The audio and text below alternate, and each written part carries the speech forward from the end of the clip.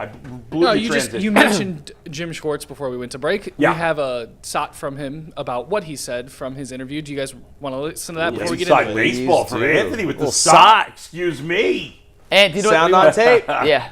Yeah, we do want to hear that. Jim Schwartz, who has not really said, I don't think said anything. It's his publicly. first public comments about the Brown situation since he was passed up and since he left. Yeah, we knew he was ticked off behind the scenes that had gotten out there, but what show was he on? The Ryan Ripken Show, son of Cal Ripken Jr. Oh, interesting. I didn't know Ryan Ripken had a show. I never heard of Ryan Ripken. All right, here we go.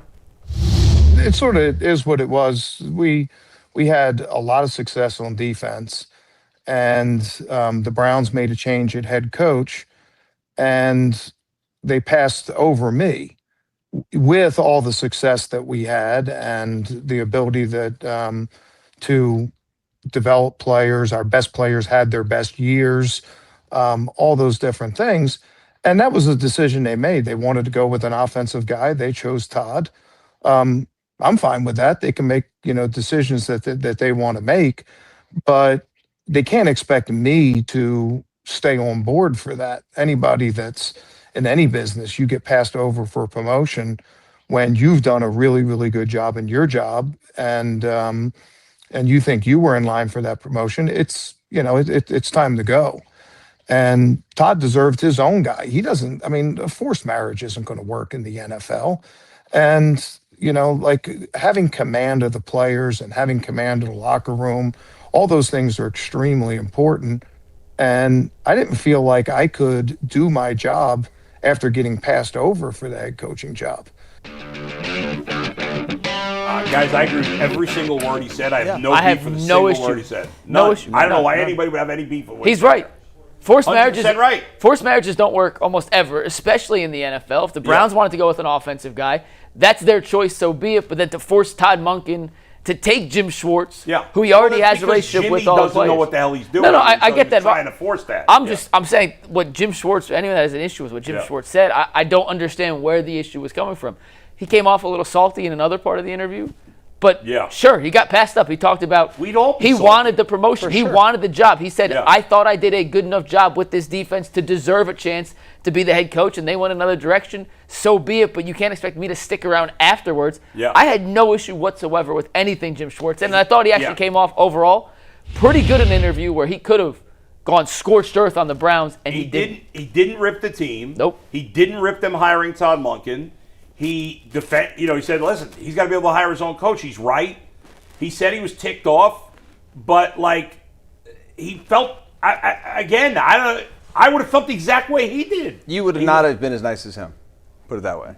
Probably not. Exactly. I know you. You would have been. I would have ripped. Whatever. You would have ripped the team to shreds in that interview. I thought he came across very well in that response. I didn't see the part later you mentioned where he was a little. He just was like, I wanted the job. He's like, I wanted it. I thought I did a good enough job to earn the right to be this guy. And he said, in any profession, if you think that you've done a good enough job for a promotion and they give the promotion to someone else, you're going to feel bitter about it. Right, so salty, not in a negative way. I think it's a normal human emotion for how he felt in that situation. I cannot believe this got the traction. I understand why it got the traction it did online, but some of the responses, some of the shut up Jim,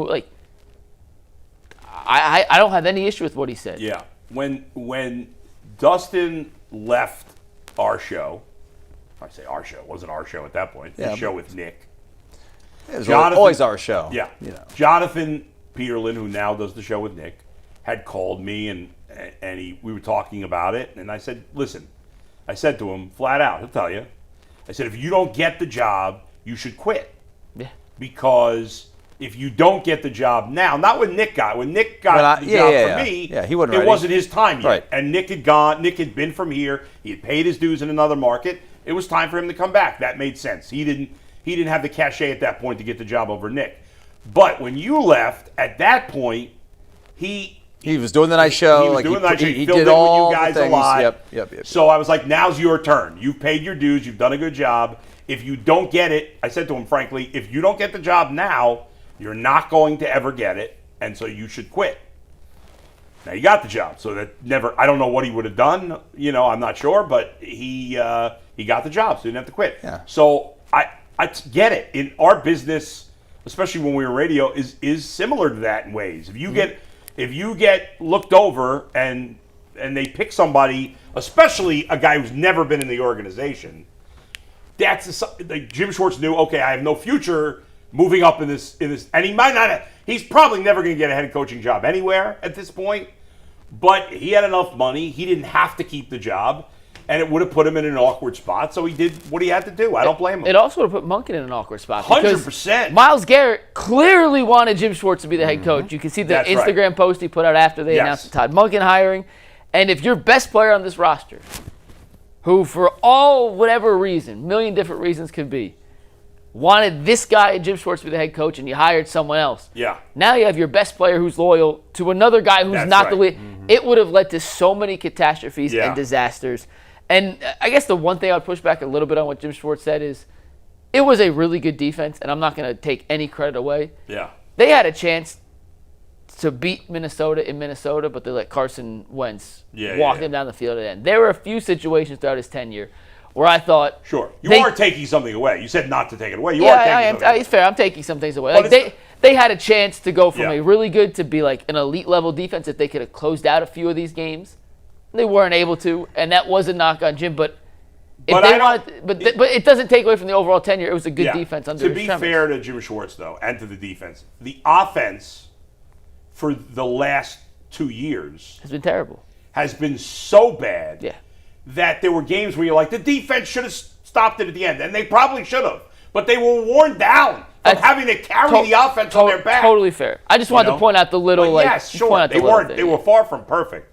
But Jim Schwartz did about as good a job as you could have done in this situation. Yeah. And he's right. As great as Myles Garrett is, he was his best with Jim Schwartz. Fact. Right? Denzel Ward, his best with Jim Schwartz. Carson Schlesinger. Yeah, now Carson Schlesinger's only played with Jim Schwartz, but it's technically his best too. And he's developed a lot of guys. Yeah. So he's right. But he's also right that the Browns had the right to do whatever they wanted. They didn't owe him the job. And wanted an offensive guy. The Browns wanted an offensive head coach to obviously call the plays, to pick the quarterback, to figure out. Like, the offense we've had the last several years with Stefanski was not good enough. And they wanted something better than that. Yeah. And they feel like they've got that in Todd Monken. Yeah. And Jim wasn't going to stay on as a DC for a guy. He said it. Forced marriages never work. Right. I wonder if he would have stayed on if they ended up hiring Udinsky or Schillhouse. Someone in a totally different, but the fact that they went and got another older, first-time head coach who had been with the organization in 2019, left, is getting this opportunity for the first time. And Jim sees as a peer as opposed to a younger, kind of up-and-coming guy. Good point. That would have changed how he perceived and how he portrayed, but probably would have been more likely to stay, but maybe not. I mean, I think Jim Schwartz was in a position where he was going to say, right, I'm the next head coach of the Cleveland Browns, or I'm sitting out a year. That is what it is.